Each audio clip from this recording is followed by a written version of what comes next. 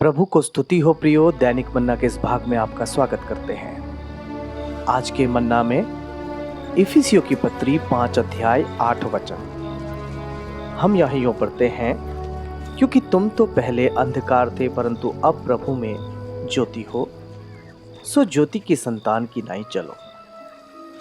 प्रिय भाई बहनों, यूहन्ना रचित सुसमाचार 12 अध्याय के 36वें भाग में हम पढ़ते हैं कि तुम उस ज्योति पर विश्वास करो। ये ज्योति स्वयं प्रभु यीशु मसीह है। यदि हम प्रभु यीशु मसीह यानी परमेश्वर पिता के संतान हैं, जिसने हमें हे अब्बा हे पिता कहने का अधिकार दिया है, तो उसके स्वभाव, उसके गुण हमारे अंदर भी दिखाई देंगे। उसके पवित्रता का आचरण हमारे अंदर भी दिखाई देगा। ज्योति का संतान यानी रोशनी के संतान, यानी दूसरों के जीवन से अंधेरा दूर करने वाले लोग। यदि हम ज्योति के संतान हैं प्रियो, तो क्या हमारे दिन प्रतिदिन के जीवन में हम दूसरों के जीवन में अंधेरे को दूर करने का काम करते हैं क्या? ये अंधेरा कैसे दूर कर सकते हैं, इसका उत्तर भी हम वचन में पढ़ते हैं। इसी इफिसियों की पत्री 5 अध्याय के 9वें वचन में हम पढ़ते हैं, क्योंकि ज्योति का फल सब प्रकार की भलाई और धार्मिकता और सत्य है।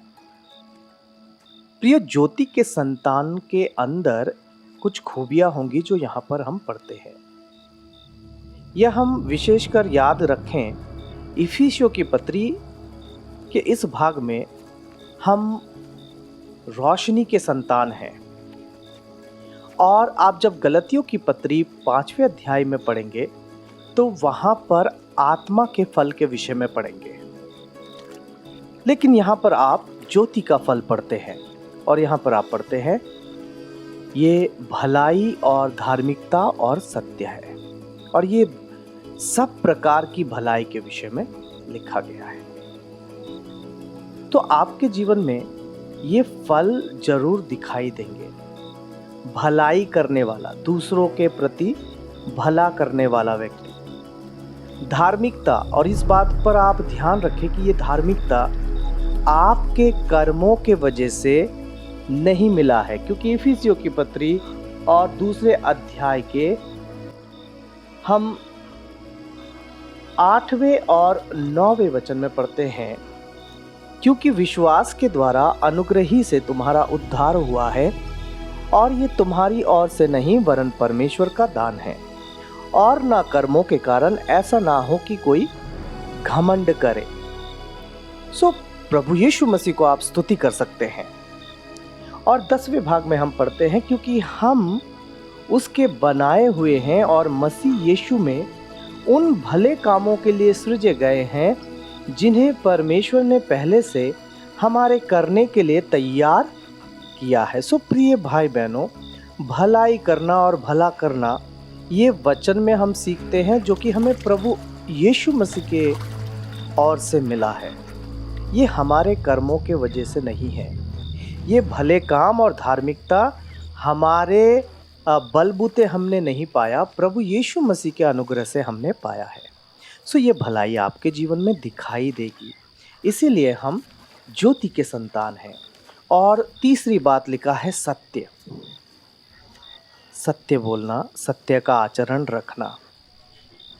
हम विश्वासियों के जीवन में भी देखते हैं प्रियो, झूठ बोलने की आदत। घर में झूठ बोलना, कलीसिया में झूठ बोलना, झूठी झूठी बातों का बखान करना, प्रचार करना। हमने कई बार भाई बहनों पर इस बात के लिए काउंसलिंग की है, समझाया है, और उनको सही राह दिखाने की कोशिश की है। सो प्रिय भाई बहनों, हम इस बात को समझें कि हमारी सहभागिता प्रभु यीशु मसीह के साथ है, इसलिए हम ज्योति के संतान हैं, और ये ज्योति का फल है भलाई, धार्मिकता, सत्य। सो इसलिए इसी इफिसियों की पत्री में 5वें अध्याय में हम पढ़ते हैं कि हम कुछ चुनिंदा लोगों के सहभागिता ना रखें, उनके साथ कोई सहभागिता ना रखें। 5वें अध्याय के चौथे भाग से लेकर आप 5 पद तक इन बातों को पढ़ सकते हैं। हम अपने व्यक्तिगत जीवन में इस बात का आकलन करें, इस बात पर मनन करें। प्रियो, जब हम ज्योति के संतान हैं, हम प्रभु के संतान हैं, तो हमारे अंदर बुराई कैसे हो सकती है? इसलिए प्रियो, आइए हम ज्योति के संतानों के नाई आचरण करें। प्रभु यीशु मसीह को स्तुति हो, परमेश्वर का धन्यवाद हो। सभी को शालोम, नमस्कार।